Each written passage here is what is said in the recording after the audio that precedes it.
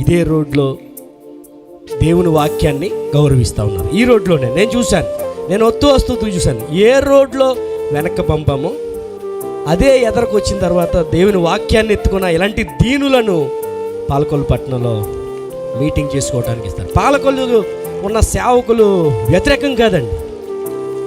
వాక్యం ఎవరి దగ్గర ఉన్నదో వాళ్ళని ముందుకు తీసుకెళ్తారో, వాక్యం కానిది ఏదైనా సరే అక్రమము చేయువారులారా నా యొద్ద నుండి తొలగిపోండి అన్నారు కదా బైబిల్ గ్రంథంలో. దాన్ని తూచా తప్పకుండా పాటిస్తున్న వాళ్ళు ఎవరన్నారంటే నేను చెప్తున్నానండి. తణుకు సేవకుడిగా పాల్ దినకర్ నాయ్ గారిని తీసుకొచ్చి తణుకులో మేము పట్టణంలో మీటింగ్ చేసాం. అటువంటి వారిగా కుర్రోడు చిన్నవాడిగా నేను చెప్తున్నాను, గొప్ప దైవజనులు అండి పాలకొల్లో ఉన్నారు. ఇటువంటి దైవజనులు రాష్ట్రంలో ఉండాలి. వాక్యాన్ని మాత్రమే తీసుకెళ్తారు, ఇంకెవ్వడైనా కనపడ్డండి. వాక్యం ఉన్నవాళ్ళనే ముందుకు తీసుకెళ్తారు. వాక్యం లేకపోతే పక్కెట్టేయటమే.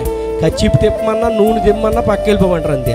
వాక్యమా రా మేము లెక్కించుకుంటాం అని ఊరేగిస్తారండి. అటువంటి దేన సేవకుని పాలకొల్లు సేవకులు తీసుకున్నాను. నేను ఈ మాట చెప్పడానికే వచ్చానండి. పాలకొల్లు సేవకుని వెనక్కి పంపేశారంట కాదండి, వాక్యం ఎత్తుకుంటే తీసుకెళ్తారో, వాక్యం కాకపోతే పంపేస్తారు. అంతేనా పాలన?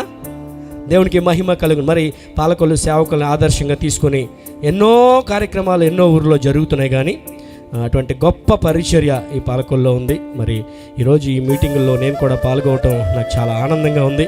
నాకు ఈ అవకాశం ఇచ్చిన అన్నయ్య గారికి నా నిండు వందనాలు. వీరి సేవకులు వీరి ఉన్నటువంటి డబ్బులన్నీ పెట్టి ఈ లైటింగ్ ఇవన్నీ వీరేనండి. ఈ ప్రవీణ్